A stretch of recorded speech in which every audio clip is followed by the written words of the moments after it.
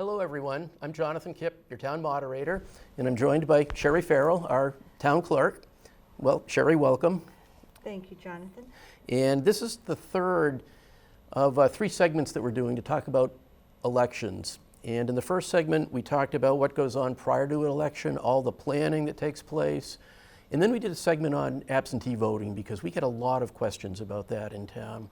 And then the third one here, we're going to talk about what actually goes on Election Day and all of the responsibilities that we have to make sure our elections are fair, safe, efficient, transparent, and efficiency is key. On Election Day, it certainly is. We don't want to inconvenience our voters at all if we can help it. So, as town moderator, I'm the chief election official, so Election Day is a big one for me. And one of the key things that we all have to pay attention to, be concerned about, is ballot management. We have to keep the ballots under lock and key, make sure we know where the ballots are at all times. At all times. And so we spend a lot of our planning and preparation around that aspect of it. So our election team gets to the gym Monday afternoon to set up, which takes 2 or 3 or 4 hours with the assistance of the custodians, the maintenance folks at the schools department, and they do a fabulous job for us. One of the things I know you're responsible for, which I only learned when I became moderator, is all the different postings we're required to do. Right, that actually state the RSAs on them. What ID is required to vote, what happens if you don't have ID. If you feel that you have a question about what's taking place, the RSA is stated there. There are probably 8 to 10 different posters and information sheets that are required by law. And I am so grateful that our Secretary of State's office covers that for us. And if we need new ones, that's who we reach out to. But again, giving all the voters that education that they need. And they're always welcome to ask any one of us. Yep, absolutely. We're happy to answer questions and try to provide clarification. So on Election Day, many of us arrive by 5, if not before, 5 a.m. Our polls open at 6. And before the polls open for voting, the first thing we need to do is run zero tapes from our AccuVote voting machines. And those then get posted on the wall to show that there was nothing on the machine when we started. And the public is invited in to watch that process. Absolutely. We always ask a couple observers to come in, and they check the boxes to make sure that there's nothing inside when we start. Everything is open and transparent. Quite an honor to do that, too. It really is. Yeah. And then we have an opening ceremony, if you will, at 6 a.m. And we typically have voters in line, the early birds who come in and vote. And during the day, a lot of the day is just dictated by voter need.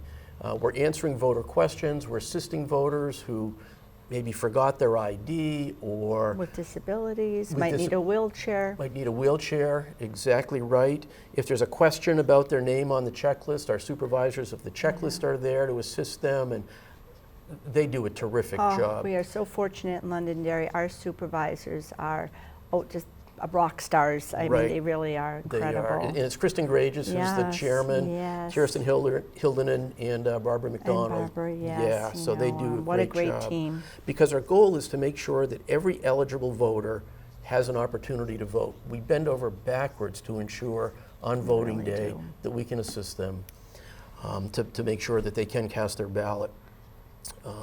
Something that I get a question about are the ballot boxes under the machines, those big black boxes they sit on, they fill up. We're a large polling place. We get a lot of voters, so those boxes fill up. So myself, or typically it's me and one of my assistant moderators, with a police observer, empty those ballot boxes as they fill up. The cast ballots. The cast ballots, and then move them to a secure area where we then store them.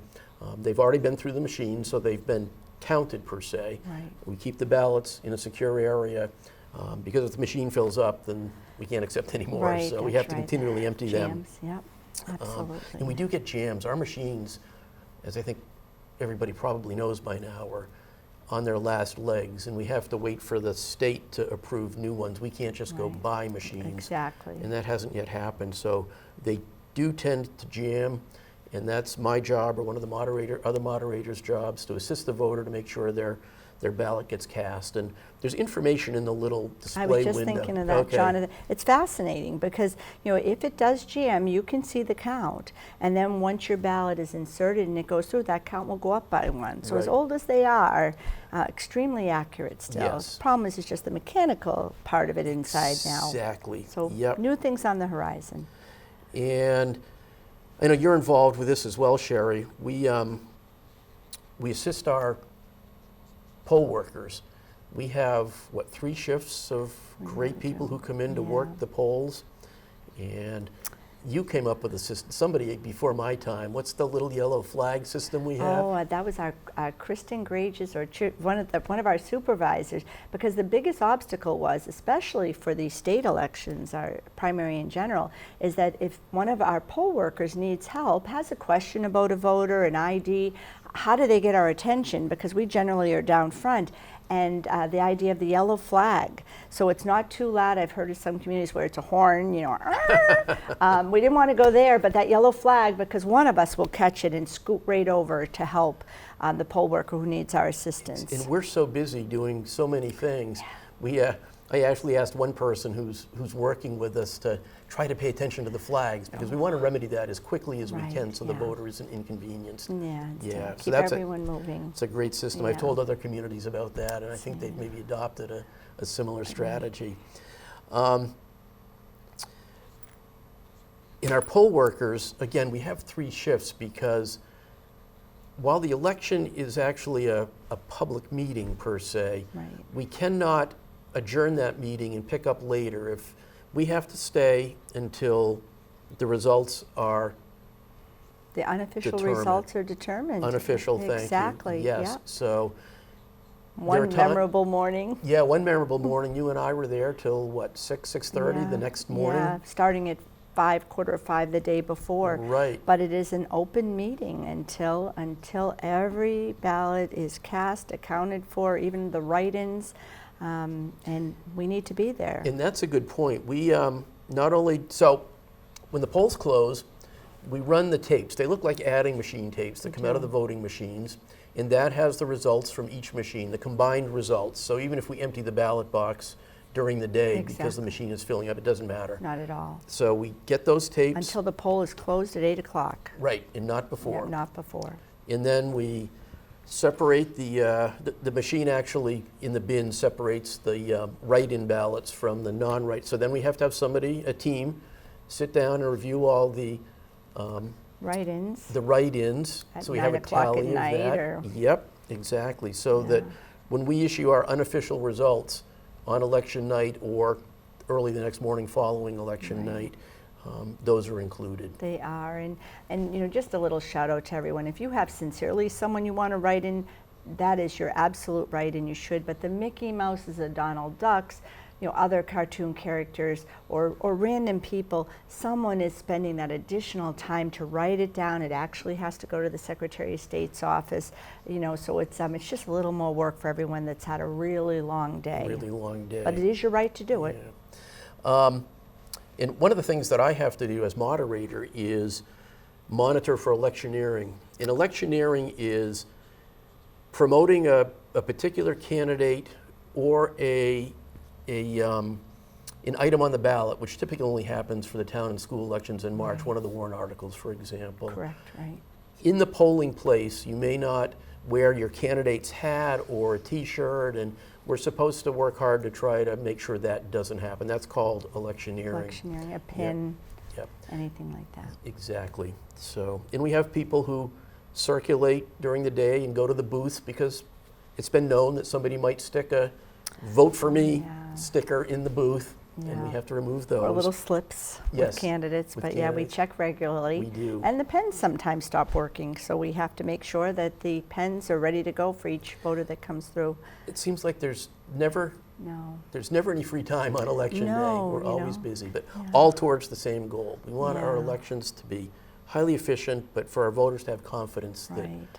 their vote has been counted. Democracy, it's just quite an honor to be a part of it all.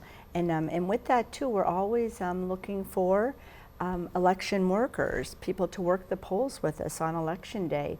We have a wonderful past teacher, Stacy Street, that's taken on that role of scheduling for us. And if that's something, if you have questions or you're curious, it's an amazing thing to be part of a 4 or 6 hour shift and really watch the energy and preparation that goes into it. And we've had some of our poll workers say, I learned so much by being involved in the Oh, election yes, that I yeah. just never knew. And so it's not Right. only very helpful for our community, it's very educational as well. Yeah, it really is. Yeah.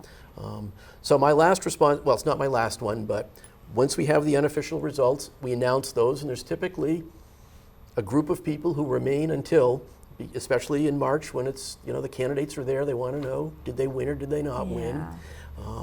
And then after that, they all go home. I then send out an email to all our press contacts because all the newspapers and TV and radio folks want to know what our Londonderry results are. So the work doesn't stop when the polls close at 8 Oh my o'clock. goodness, just starting in many ways, In just many getting ways. started, Yeah. So, Um, so as brief as that is, that's election day start. It's actually day before election day, Monday afternoon, Truly. all through election day, Yeah. maybe into Wednesday morning.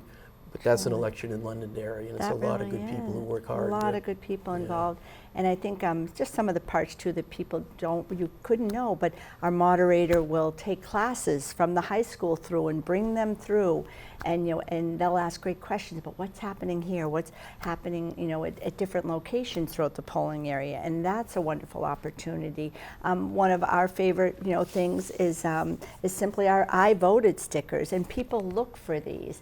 And one year we ran a little short, and we promise that's not going to happen again. We'll do our best anyway. But there's again that word great pride in being an American and wearing your sticker. And even when the little ones come through with parents, which we love to see, being involved in the process, and we're more than happy to give you a couple extra stickers to take home or to put on your little ones. Because that really makes our day too to be part of it all. Exactly. Yeah, it's quite it's just apple pie American. Yeah. Thank God bless our country. God bless our country. Yeah. So thank you, Sherry.